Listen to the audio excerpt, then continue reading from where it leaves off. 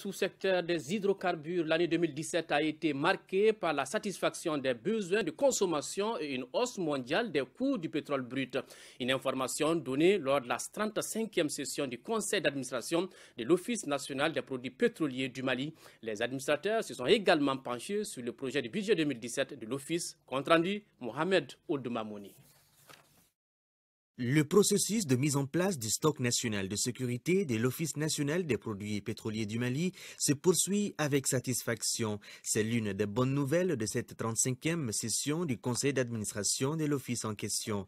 Les administrateurs ont été informés de la mise en disposition de l'ONAP d'un terrain dans ce sens. Le dossier stock de sécurité avance à cause de la décision prise le 18 décembre par le ministre de l'Urbanisme, de l'Habitat et des Affaires foncières, en nous donnant 15 hectares dans la zone aéroportière pour le stock de sécurité.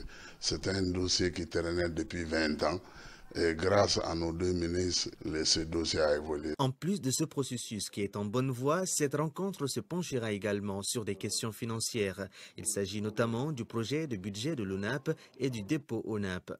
Le projet de budget de l'ONAP soumis à votre approbation se chiffre en recettes et en dépenses à 1 544 937 000 francs CFA, contre une dotation corrigée d'1 698 515 962 francs CFA en 2017, soit une baisse de 9%.